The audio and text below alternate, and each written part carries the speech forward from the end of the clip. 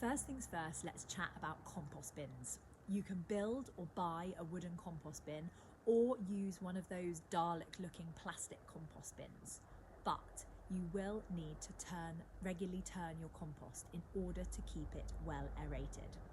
Plus, it will take a long time to break down from the ingredients you add into soil that you can use on your garden.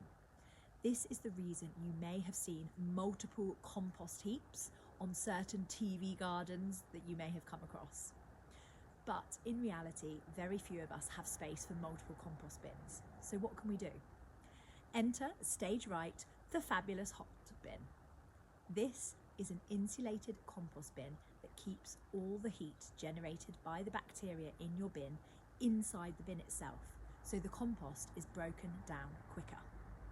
I'll be honest, I do still struggle to maintain the temperature on my hot bin. I'm probably still not adding enough brown waste. But if you can, you will have usable mulch in as little as 30 days. So that means you can create 12 bins full of your own compost across the year.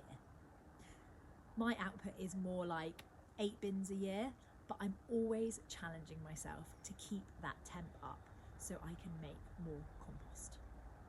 Whatever vessel you choose, the ingredients you need for homemade compost are as follows. Green waste, which is rich in nitrogen, such as soft green plant prunings, spent flowers, grass and food waste.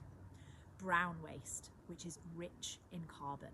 Examples are twigs, brown plant prunings, dry leaves, shredded paper and cardboard ripped up. Delivery boxes are great for this. Water, but not too much. And air or oxygen. In order that your compost doesn't get too soggy and stinky, and to ensure that the bacteria breaking down the ingredients into your compost have enough air to be able to work, you need to add 3 times the amount of brown waste as green waste.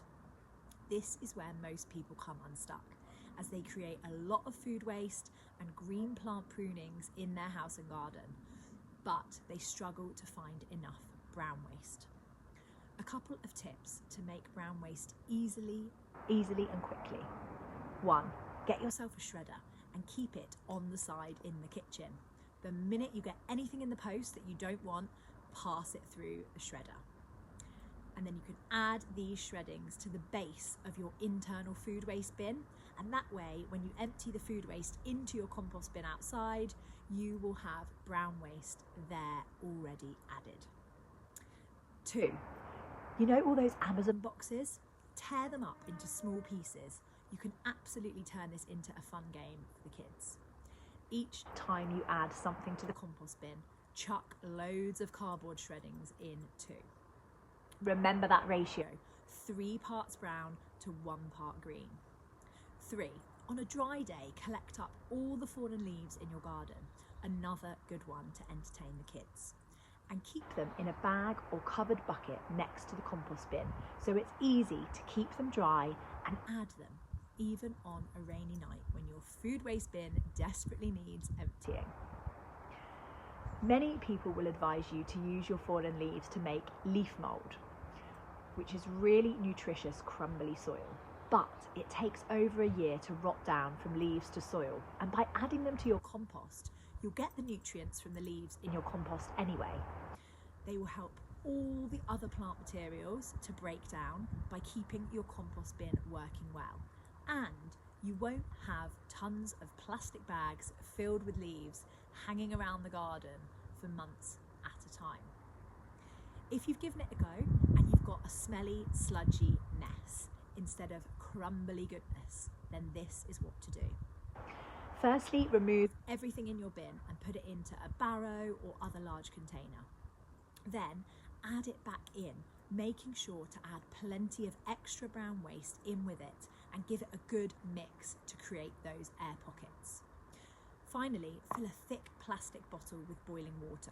Milk bottles are perfect for this, and bury it in the top layer of your compost bin. This will help to raise the temperature of the materials inside the bin and kickstart the bacteria into working. Once they start breaking down the compost again, they will produce heat, thereby maintaining the temperature of the bin. So what are you waiting for? Get making that lovely compost. As ever, pop any questions